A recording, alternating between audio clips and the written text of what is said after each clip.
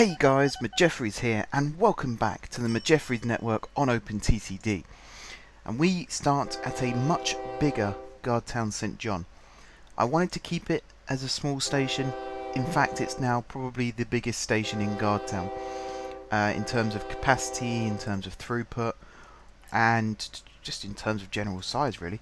It's got almost as many platforms as Guardtown St. George. We have here, what, 2, 4, 6, 8, 10, 12. And then over here, we got 2, 4, 6, 8, 10. So it's 2 platforms short. 1 short if you count the metro, which has now been shunted over slightly and turned into a single platform. The reason this happened was because I had a huge backlog of trains from the new line that we built in the last episode. Absolutely massive backlog. It was very, very poor planning from me. I completely bodged it again. And I'm not particularly happy with the outcome. Because of that, we've also now got 4 tracks that come here through Chenville. We've got the local and the express tracks. These work fine, so I'm happy to say that this is okay. Chenville East is fairly busy. It's not too bad. The trains start to sort of pace themselves out at this point. And actually, by the time you get up here to Lardston and beyond, it's fairly even again. You have a couple of trains chasing each other on the way back. This is the return of the original cluster that was causing all the problems. But you know, apart from that, we're doing okay. We're not doing too bad. So what are we doing today? Today we are going to do some express services. So we're going to start over here at Montbourne. In fact, are we going to start over here at Montbourne? I don't know. I feel like I need another depot site somewhere. I just feel like, I mean, Montbourne is good, but after the problems I had last time, I'm a little hesitant. Mind you, if I'm more patient, I should be okay. So we're going to go with it. And unlike previously, but also like previously, we're going to go for a pre-built train.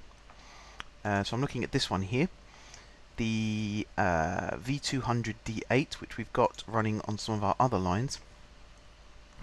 And I'm actually going to double it up, because currently it's only 3 tiles long, whereas if I do this, it's now 6 tiles long. I'm going to straight away choose the black livery just to make it definitely different from the other lines that we've got. And now I'm going to map out the route. So it's going to go, it's not going to go from St. John, it's going to go from St. Peter. And then it's going to go through the fast line, skip all of this stuff, skip all of this stuff. God, think how many trains we're going to overtake on this route. It's going to skip that junction, carry on in the fast track. It's going to get to Slanning Head, and this one is going to carry on this way. And again, it's going to go through the fast track, and it's going to carry on going all the way through all of this, all the way through all of this, all the way through all of this, and eventually terminate here, Denfingfield Central. And then it's going to head back. Very short journey. I say very short. It's a long journey, but there's only a few stops. It's 3 stops to be precise. The beginning, the middle, and the end. That's going to increase on the second leg of the journey, obviously. But for now, you know, I'm fairly happy with this as an express route. It mirrors the original express route we had. Where's the... There it is.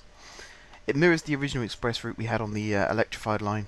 It went from Guardtown St. George via PIA, which is now PIA T1, and then went up to Tunville Woods and terminated there. This line's not being extended any further though, so this is the actual terminus. Right, so it's going to come back to St. Peter. It's then going to go to the depot for a service, and then it's going to go to Montbourne to be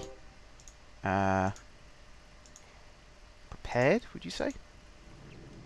Train storage. I've always been not confused about train storage. I know what it's for, but always a bit sort of. I go on the train and I go past those storage signs. I always think, why have they got those trains there? Why are they not out on the track? Or if they're not needed, you know, if they're only needed for peak times, why not just have slightly larger but cheaper to run trains running all the time? And then you don't have to worry about peak times, because they're not really doing anything sitting there. They're just rotting. You know, it's not exactly an efficient way of doing things. There surely is a better way of doing things. So yeah, I've always been a little bit confused by that. But you know, it's not my job. Not my job. If anyone works in the rail industry and watches these videos, please do tell me, what the hell is that all about? Right, we've got the autofill, and now we're going to start the train on its initial journey. While that's going, I'm going to set this up so it's a fast D. Was it E? No, it's ED, isn't it? Express D. GSP to DC, and it's formed of 12 coaches. And there it is, and here it is on the list. It's right at the tippy top, so I can just pop that there and that's all ready to go. So as soon as I start cloning the train, finished. This train actually looks very snazzy. I'm going to use this type of train for the other route as well, because I figure that I can't change the colours of the double-decker carriages, unfortunately, but I figure that each of these main stations is going to have a different train operating company operating out of it. Why has that train decided to do that? That's really weird. So basically, I mean, I'm not going to give them names necessarily, but basically you'll have one operating company operating out of St George, one operating at St Peter, and maybe an amalgamation of some different companies operating out of St John. Since there's so many different destinations and so many different tracks and paths, then you know it's feasible that you'll have more than one operator. It's feasible you'll have more than one operator out of all of them if you have open access and things like that as well. What I mean is, it's just a variety of different operating companies. Right, this train is already queuing, so I'm glad that we're going to be on the express track soon. This is why I made the 4 tracks, because you can see the queue in and out of St Peter is fairly excessive at times. So I am quite happy that I've got the old express trains set up now. It means I could probably take some local trains off the line in the future, or at least even them out, because I think a lot of these are still running a long way behind schedule. Yeah, 923 days behind schedule. That was all because of the hiccup I had in dispatching the new trains, and I really wish I hadn't messed it up the way I did, because it is catastrophically bad. My profits went through the floor. In fact, all my money's gone through the floor. You see I'm losing a lot of money. 17 million. I'm going to look at inflation actually. Let's turn off fast forward a second. Settings. Inflation off. Interest rate I'm not really fussed about because we don't have a loan out, but inflation off. That should, over time, increase my profits again, because the train running costs is what's so high. And as you see that the income, it actually dropped by 2 million there. And what month are we in now? June. And it's already half of what we had before, so it should be back on track soon. These express trains tend to earn us a lot of money, so I hope this is where the money starts rolling back in. Plus the local trains then become feeder units, so they'll drop off, in this case they'll drop off half of their load, if not all of their load, at Sledding Head, which means they'll then have capacity to pick up passengers further along the line, and we'll get more money from that. That's the whole point of these fast, semi-fast and local trains. It's all about getting people to where they need to be as fast as possible. There is a graph, cargo payment rates, and if I turn all of them off except for passengers, you can see the price of passengers drops a lot. So this is how much you get paid per passenger, and this is how many days it takes to transport them. So you see after 10 days it's up over 406, by 200 days it's down below 203, so it halves. We don't want it to do that. We want to get people to where they want to go as fast as possible, and that's exactly what these trains are for. You can already see it takes 110 days without the journey times, or with some journey times, not all journey times, but it takes 110 days already to do this journey. So we're already over half of the amount of time it takes before the profit just drops. That is something we're going to have to do in the future, is speed up the process in which we transport passengers, and that's what a network is all about, really.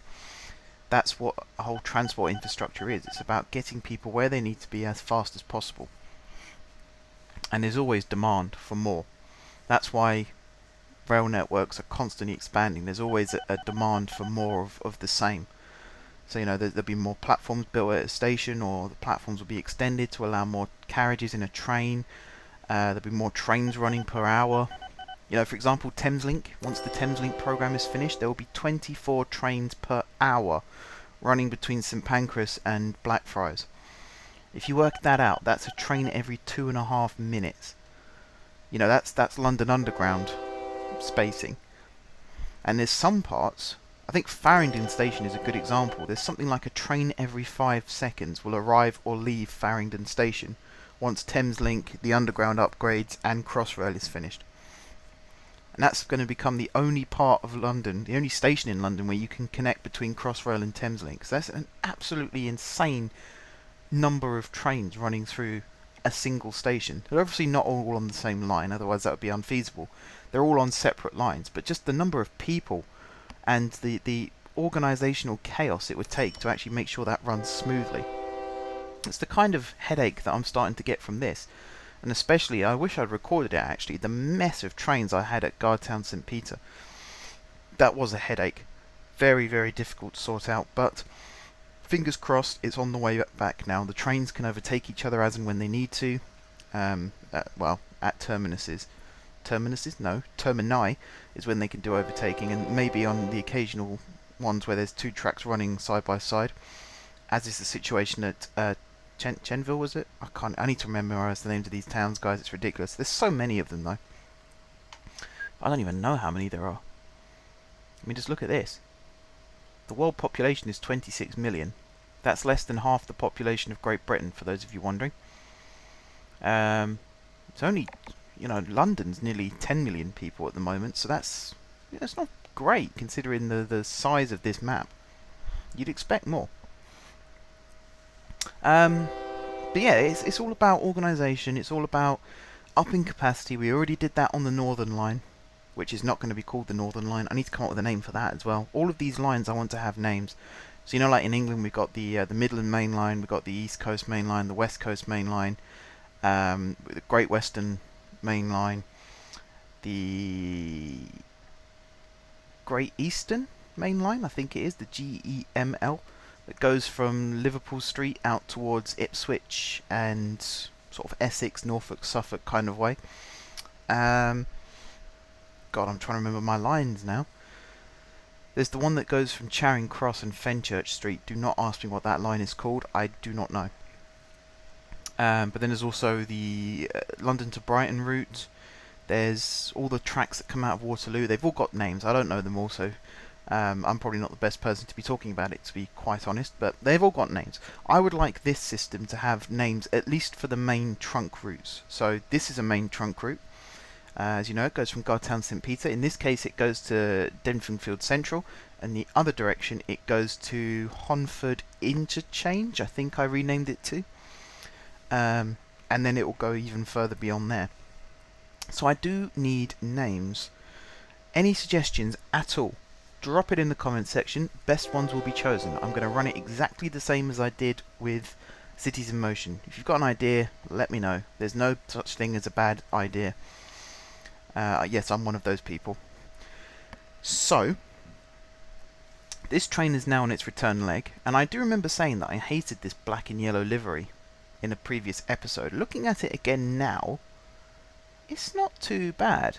It reminds me a little bit of Grand Central, which is a train operator that runs out of King's Cross. They go to places like Bradford, Hull, Sunderland.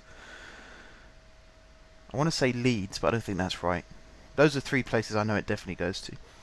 They're a very interesting story, actually. They've got loads of old Virgin train stock and sort of repainted it. They put like chessboards on the tables and in the carriages. Very fancy. I believe they were one of the first train companies to put power sockets in by the seats as well. Again, I could be wrong, but I know that they were the first to do lots of different things. And they're open access. You know, they're not run by a company per se. They're not franchisees, is the term I'm looking for. They don't own the route like Virgin East Coast or anything like that. They applied for an open access license and were granted it. So they're free to run trains on certain routes at certain times, but they're not the franchise holder of the line. And that's the story I want with these kind of networks. You can see that this train has a distinctive livery. The other trains on the other route, first of all, they're electric, so they are slightly different anyway. Although I believe they are the electrified version of this. So they're probably not that different. But the livery is different, and that's the main point. The livery is different, and that to me demonstrates a different company. They might operate the same type of train, but it's a different company that operates it. And you know, that's how I want to distinguish these lines. You can look at a line and straight away go, oh, that's the such and such line, because it's got that colour train running on it. I believe that there are enough different combinations of train and livery for that to be doable. Some companies, for example, First Group, they had, let me think, they do ScotRail, I believe, still. So their trains are sort of like or they were at least a bluey, like dark blue and red colour.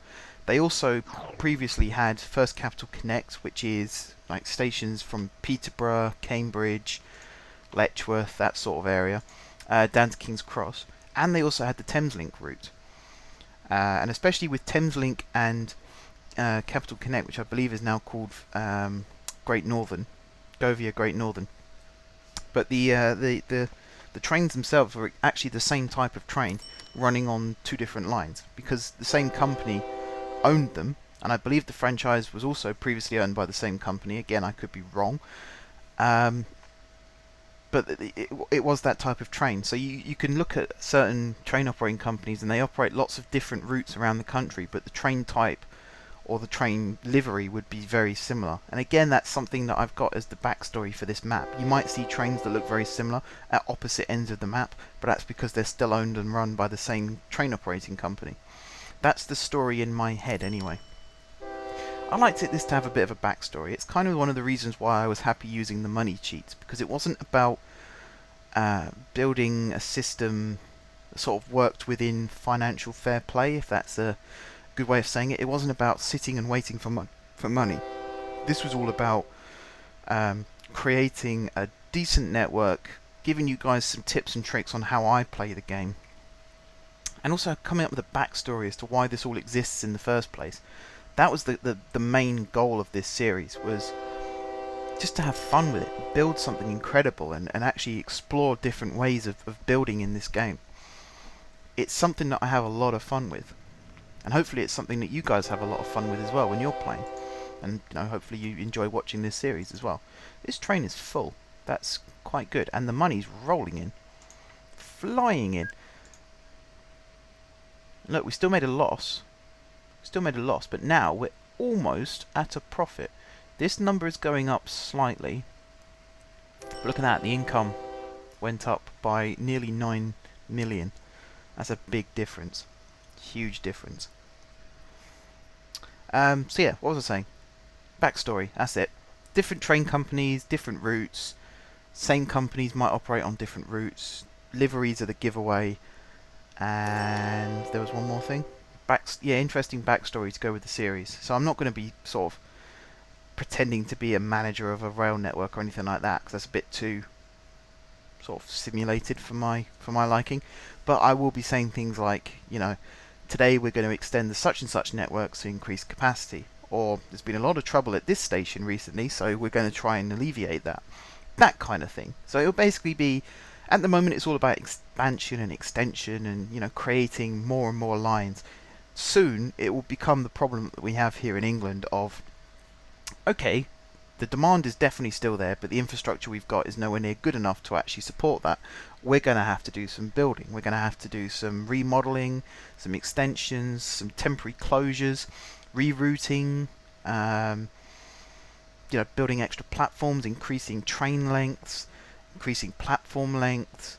In some cases, cutting services completely because they're not bringing in enough money, or doubling services in order to increase capacity. We'll be adding more signals to create more blocks so we can run more trains. It will be that sort of scenario that we'll end up in. But I have every faith that we'll come out of it stronger. You know, it's part of the game now. We're at a stage where, as I say, we are still expanding, we are still extending. There's lots of loose ends that need tying up, but we're also looking to improve what we've already got. And that's what I did at Guardtown St. Peter between episodes, is I noticed that there was a huge problem, At the time it was just so that the trains that I was dispatching actually had somewhere to go and wouldn't hold up all the other trains on the line.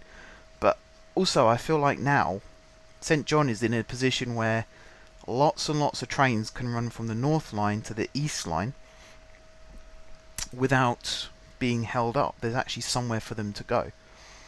And I think that's the key in all of this, is you need somewhere for them to go. Otherwise it collapses, it does not work. Something else which I want to bring attention to actually, this express service goes from St Peter. The local service that I built between episodes from the from Honford Interchange to Guardtown actually originates at Guardtown St John, and that's just so that the train comes straight out of the depot, straight into a platform and picks up. It then goes to St Peter and reverses towards Honford, and I just thought that was a slightly unique way of doing it. Again, it's like Brighton. I think I've said this before. Some trains from Brighton actually go into Hove and then reverse in the opposite direction to go towards London. It's built on like a triangle junction. So it's a very unique but clever way of doing it.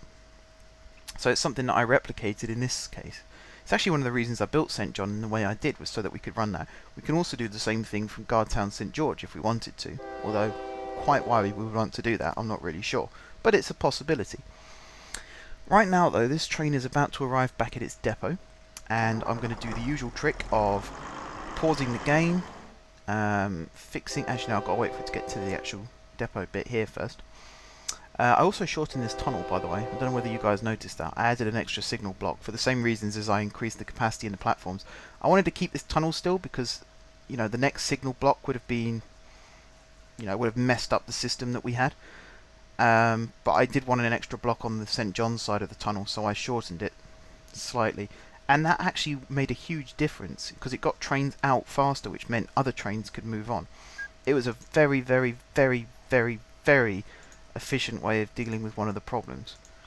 Because you see, we've got a block in this direction, or we had a block in this direction, and then we had another block before the tunnel. On this side, we didn't have a block, it just went straight into the tunnel. So from here to here, all trains that were waiting to head north out of St John were having to wait because no signal had been passed. Whereas now, I mean, it doesn't pass one straight away here, but here is where it clocks over. And by the time the train from the platform reaches here, the next block's been cleared so it can run straight through. And it turned into a chain effect of trains just following one after the other, which is exactly what we have on the south end, and what we were missing on the north end, which we've now got, thankfully. What am I doing? Well, that's all done. This is... so it takes 46 days to get from St Peter to Montbourne. We'll reduce that because there was a delay. We'll reduce that to 40 because it was held up in the platform. So we'll make this from Montbourne back to Guardtown St Peter of 40 days as well. That now means this is complete. We can turn autofill off, we can reset the late counter, and now we can clone the train. Now I think 10 of these maybe? So that's what, 3, 4, 5, 6, 7. Actually, you know what? I'll do 8. The reason I'm doing 8 is because we've still got to put the express trains in for the other line, which again, I'm going to do that one off camera. I'm just showing you here what I'm doing for this particular thing, and show you the network improvements that I've made off camera. Something else which I wanted to do in today's episode, which I actually have done, is just talk to you guys. You know, I build a lot, and last episode I was really messing my words up because it was just difficult to get them out, I suppose. But I was so concentrated on building that I didn't really have a chance to actually talk properly about what it is I was trying to do. So now, you know, just following a train on its route, I could talk to you about what's coming up. And, you know, I like these sort of laid-back episodes where you can just sit and watch the trains go by and appreciate what exists. I love sitting here, for example, and just watching all the different trains go through and trying to predict what route they're going to take. Same thing, I mean, you don't get the same thing with the terminus because there's only one direction they can go in. So you can kind of predict already. And basically every train from here goes up to the junction up in the far north. And every train from here, I mean, some go to the far north, but most of them go down these little branch spur lines and then loop back again. So there isn't much variety, but in the future you'd be able to sit at St John here and go, right, there's a train just pulled in. What colour is it? And therefore, what direction is it going to head in once it pulls out again? because you can go on all 4 compass points once you pull out of Guardtown. You go, St. John. You can go north, south, east, and west. So, yeah, it's just interesting to see where it's going to go. What's it going to do? And hopefully you guys can relate to that as well. Do you ever do that when you're playing the games? You just sit and watch the trains go by and just relax and enjoy what you've built? I also use it as a way of brainstorming ideas. So I'll see a train go through and think, oh, there's a gap in the schedule there. I wonder what I could fill it with.